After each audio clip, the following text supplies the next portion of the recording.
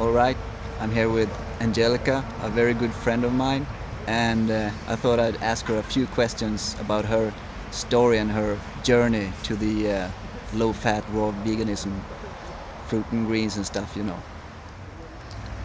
All right, so Angelica, could you tell us a little bit about what your lifestyle and diet and daily routine looks like right now? Right now I am really on a high fruit. I'm not 100%, I don't call myself 100% 80-10-10, but I'm probably eating that. Because I don't count calories, but I start my day as I have done for more than 20 years with fruit. And basically my lunch will be mainly bananas.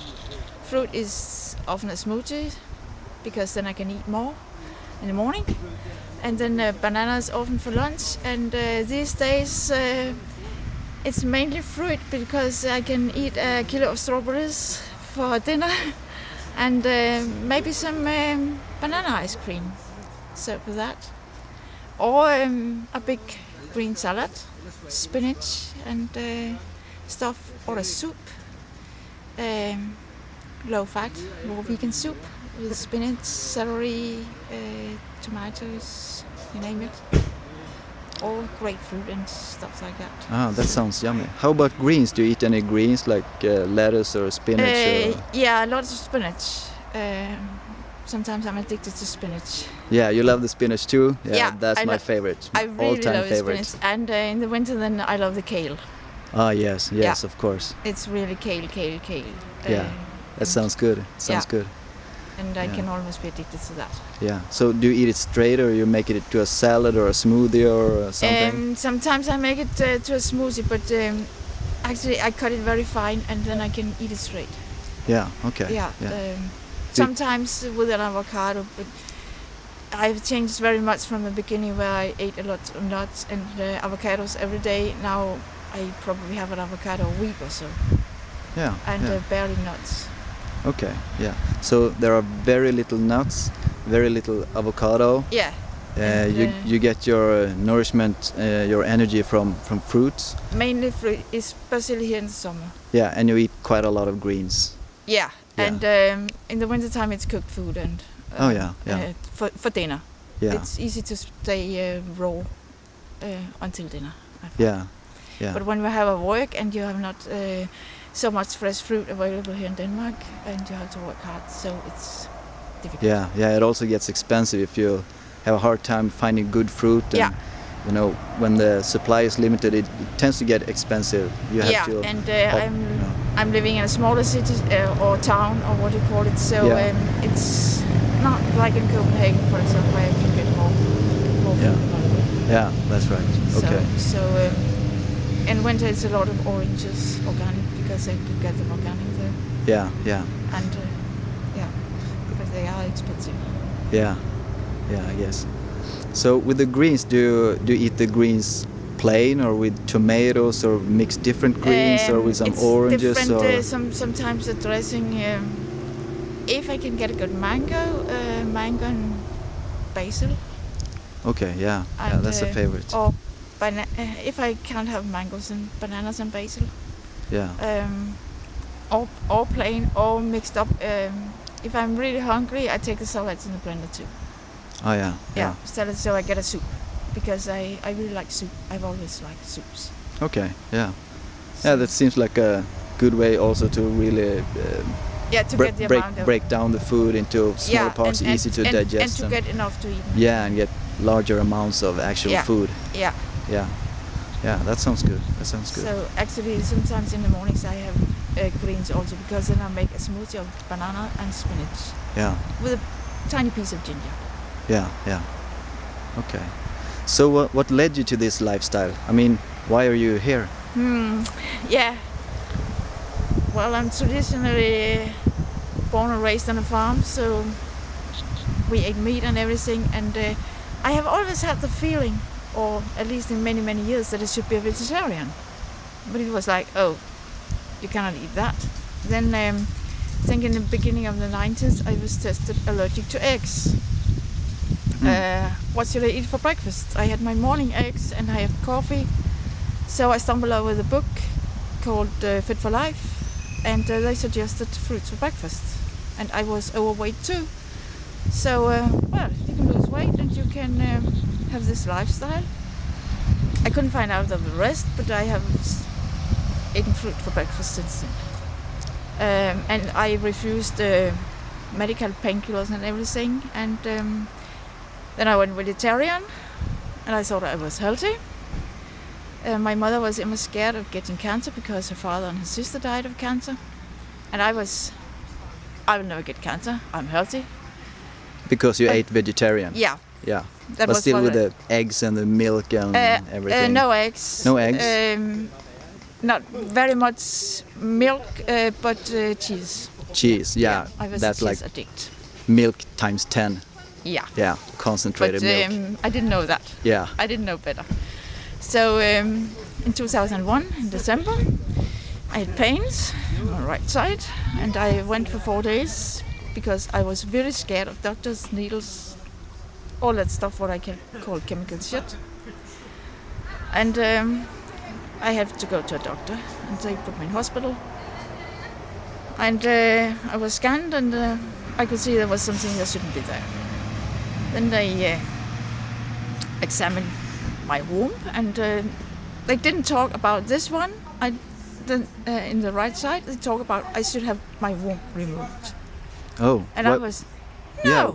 Why should you have your womb removed? Because they have found I had, I don't know what it's called in English, it's a muscle, something.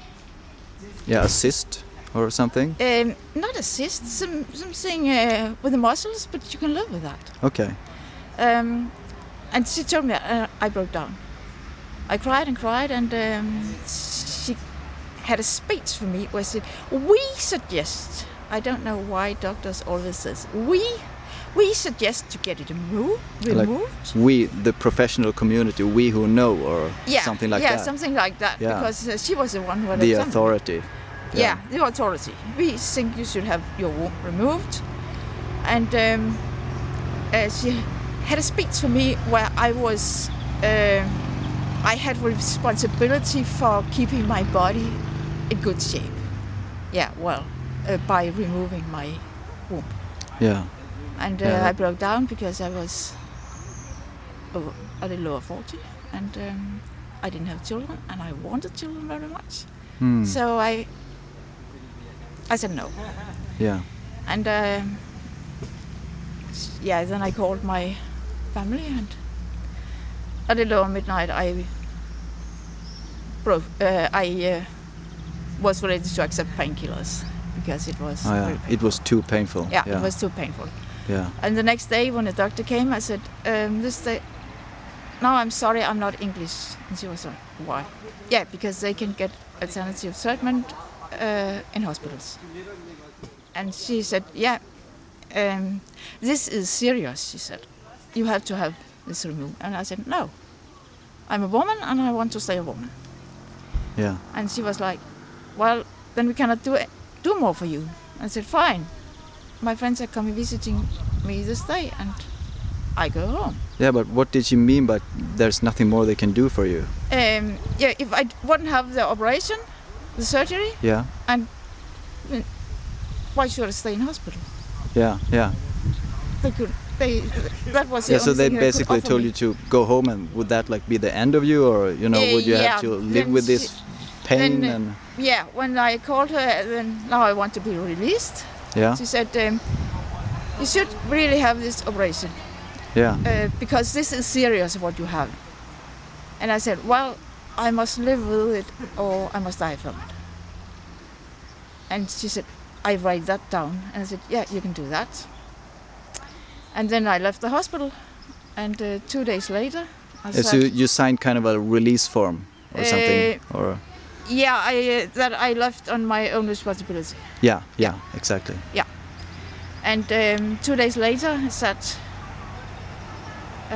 my doctor said, and he was really arrogant, and he said, yeah, you can live with that in your womb, but the other is a 10 centimeter big cancer. Whoa. Yeah, and just in my face. And I was like, but why do you want to remove my womb? Can you not just remove the cancer? No, and in your age, you don't need your womb. Okay, so they decided that you didn't need your womb and they wanted Yeah. to remove everything because of Yeah. this cancer. Yeah. How large was this cancer? 10 centimeter big. 10 centimeters big. 10 centimeter. That's That was very larger shocking than a because tennis it ball. was from I have felt it. It was 5 days until it was that big Yeah, and painful. yeah, But I said I find alternative treatment, and my doctor was, you should just know you are dead within a few months, and alternative treatment can't heal cancer. And when I didn't like to listen to him anymore, I said, please just keep me pain-free. And he said, yes, I'll do that, and you can just ask me, you will get some stronger, and if you want morphine, you will get that. yeah. So you didn't want the treatment and he No. said you are going to die Yeah. within months. Yeah. You don't have Within a a few year. months. Few Yeah. months. Yeah. I said within a few months. And actually I was closing my eyes and thought, am I really going to have this surgery? And everything was black. Yeah. And then I opened my eyes and could resist him and could possibly be as arrogant as he was, and said, no, I am going to decide myself.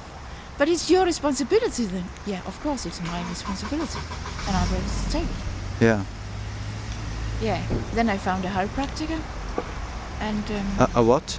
he's called a chiropractor. Okay. That's a What's German that? education.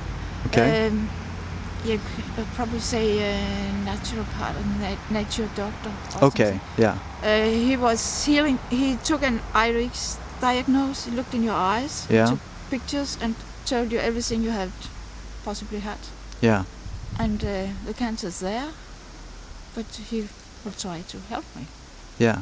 So could he tell you that you had the cancer from looking in your eyes? Yeah. Without knowing it from like before? I told him the doctors tell me I have cancer. I said it's something unbalanced. Can you help me Yeah. keep my balance?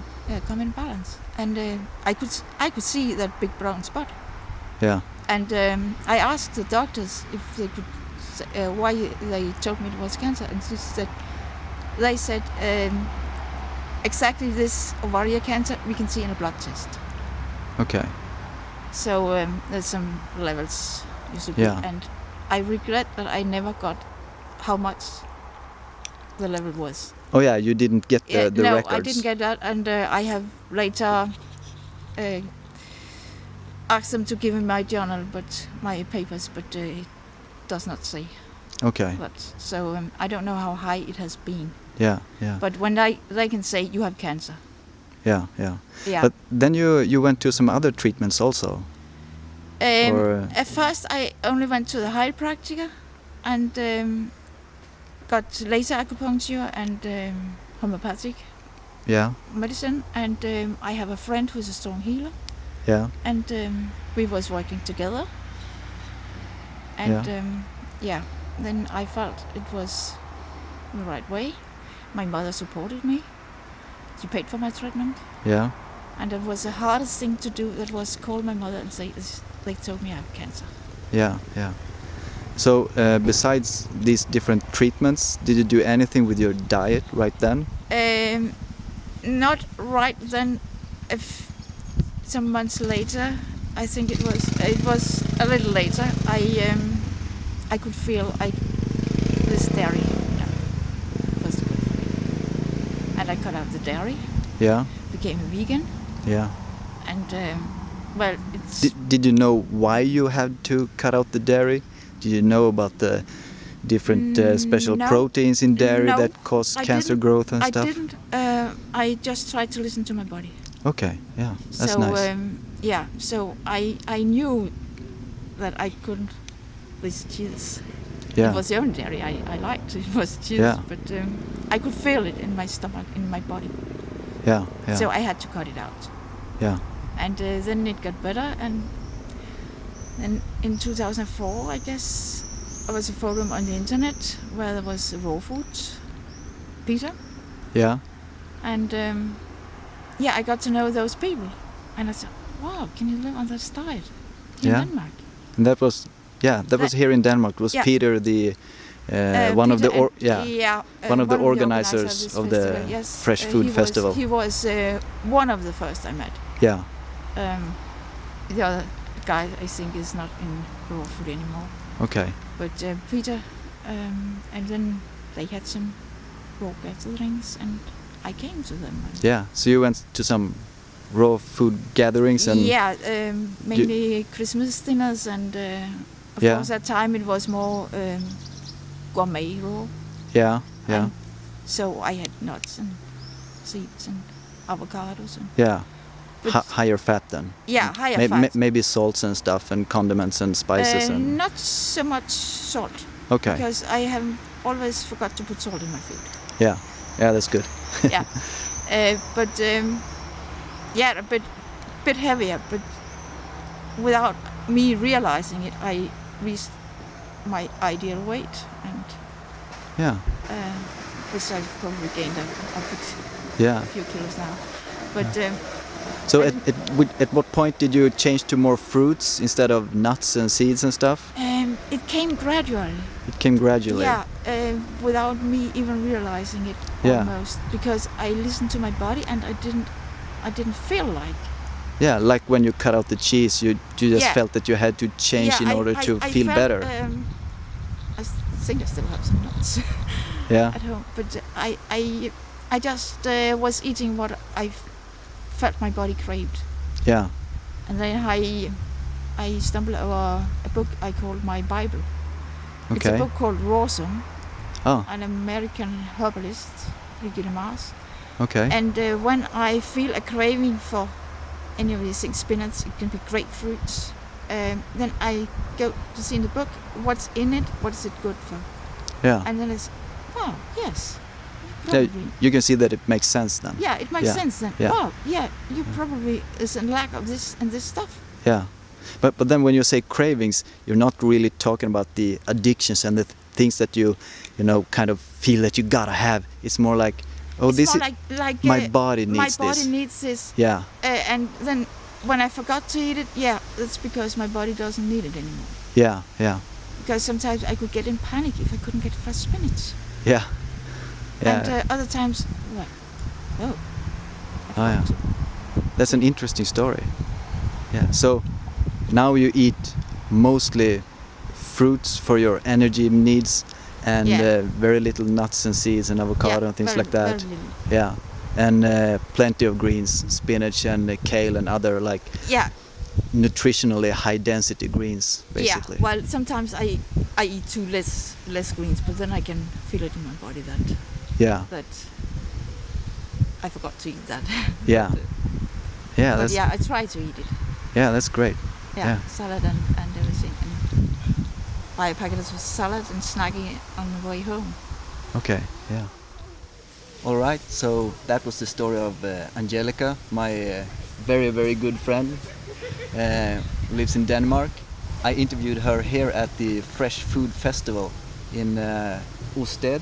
It's called here? Osted. Yeah, Osted in Denmark. We had a great time, and I got to meet my friend again. Yeah, which was really, really nice. And I'm so happy that she made these decisions regarding her health. People don't often live very, very long, and they don't improve their health in the way that Angelica has. So I'm just so happy that she's still here with us. It's awesome. All right, Rob, freedom fighter. See ya.